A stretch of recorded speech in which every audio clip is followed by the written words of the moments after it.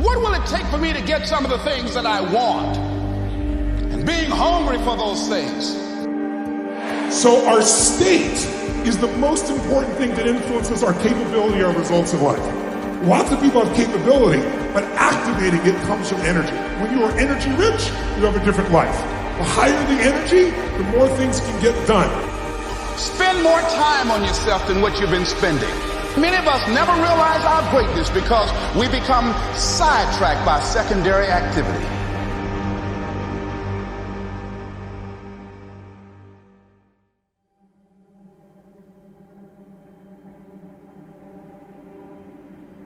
Courage, someone who has the courage no matter what to believe in something wholeheartedly and follow that with faith and courage to just go. And I think for me, leading is picking up the people around me and putting them before myself, caring about everybody around me and putting them in a position to thrive and to succeed before myself, and basically leading by example of how you live your life. Leadership to me is character, you know, who you are. And the whole purpose is sitting down and asking the questions. What if I get asked a question that I don't have the answer to? One of the scariest things about life is a question.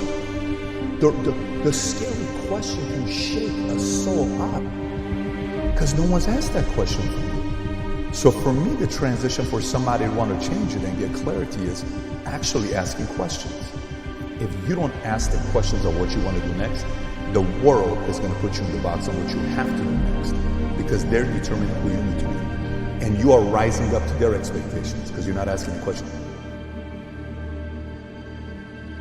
You are the star of your show. You are the director. You're writing the script. And you will determine whether your life is a smash office hit or flop. People say, how often do you gotta look at your goals? Every day, because the world's gonna gobble you up if you don't.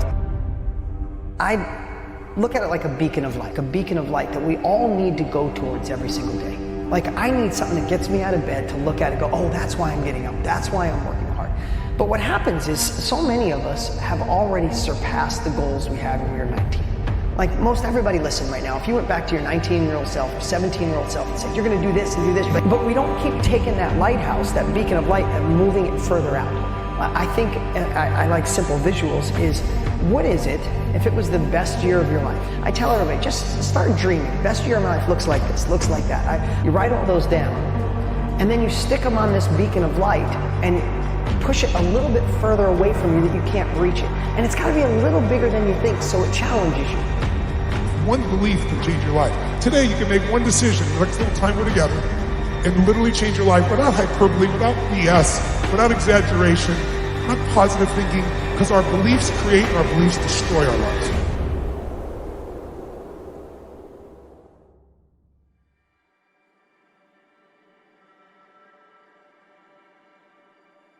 As we go through life, we crave attention, praise, we crave recognition from other people because we on our own do not feel complete. But that's what this desire for approval, for validation makes you do. It makes you do things that often don't make sense because you need to feel whole to prove something to someone else. And this is why unquitable is such an important idea. So unquitability is basically this. Extraordinary minds do not need to seek validation from outside opinions or through the attainment of goals. Suffering is pain, and the suffering is anxiety and uncertainty, and the suffering is hopelessness. But the consequence of all that is that you get bitter. And when you get bitter, you get mean, and you get cruel, and you start to hurt yourself and other people. So it's not only that if you don't have a goal, you suffer. It's that if you don't have a goal, you suffer, and then you get cruel and bitter and resentful, and then you start to actively try to make the world a worse place. Clarity to me stems from you being able to sit down and ask those tough questions that piss you off, that irritate you, that make you emotional, that you cry over, that you reflect, that makes you want to do research, that makes you follow up, that makes you sit down and say, I don't really know. I've never thought about this before. And that goes deeper and deeper and deeper. We care what other people think of us, good or bad. We limit our abilities. The problem with this type of attitude is that the fear limits us. It limits us from really doing epic things, because to do something big, you got to be prepared for rejection. You got to be prepared for failure. And the bravest people in the world are able to do the incredible things they do because these things do not represent them.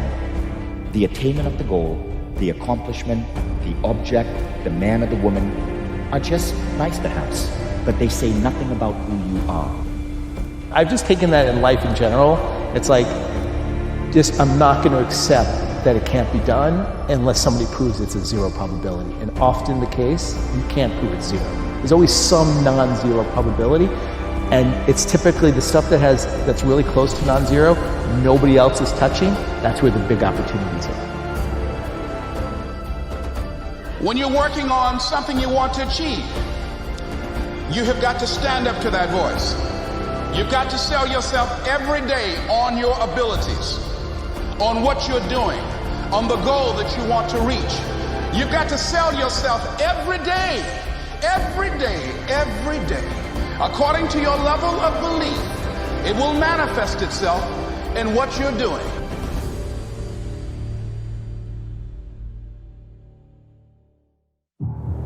You're always going to have two voices that live inside of you. You're going to have one to say, that's risky, probably won't work, you're not smart enough, you're not big enough, you're not, you don't live in the right area. You're going to have that voice that always lives inside us, that voice of self-doubt. And you're also going to have this voice that says, we got this, we can do it, we'll gain the capabilities, I don't care what anybody else says, I'm going to make it work, I'll fight through it. And I'll just say it's okay to have those two voices. Just this one's got to win by a little bit, not a lot. The score could be 21-23, but this voice has got to win.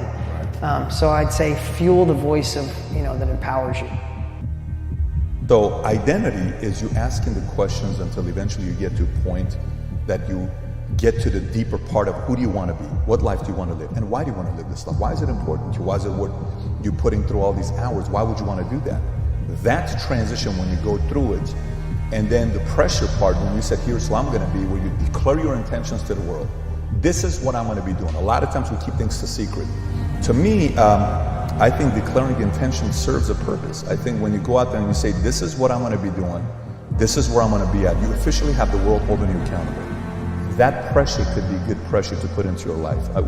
We hear the phrase peer pressure, and we always get a negative connotation with peer pressure. It all depends who the peer is that's giving you pressure, because if you get the right peer giving you the right kind of pressure, you can do some big things in your life. Now, the first tool on forgiveness is about facing your past. It's about looking at the shit that happened to you in the past and being able to heal that so that you can move on. Now you're unattached to your past. A lot of it is about the future. It's about writing a new future for yourself where you are enough so you can go out there and not give a damn about criticism or judgment or how people think about you. Now, this means that you can do what needs to be done to fulfill your mission in life. But we all overestimate what we can do in a year and underestimate what we can do in 5 or 10. And the next 5 years is going to go by like that, no matter what, right? My last 5 years, like that. But it all has to start at one moment. Just know that we have to start someplace. And if you're in a rough spot, just decide to start today. Just like, there's always a line in the sand where you could say, enough is enough. Like, say yes to something you've been wanting to say yes to for a long time. Say no to something you've been dragging your feet on, because I know with me, my life was stuck for 7 years. Stuck. My income was stuck. Who I was as a parent, who I was as an example, who I was as a role model. And finally, when I just looked at it and said, no, there's no more excuses. I got to face this pain now. It was crippling until it just stopped. And then it was over. Today is today. What's the biggest step you can take today toward your vision? Well, how can you make the most progress against the vision today?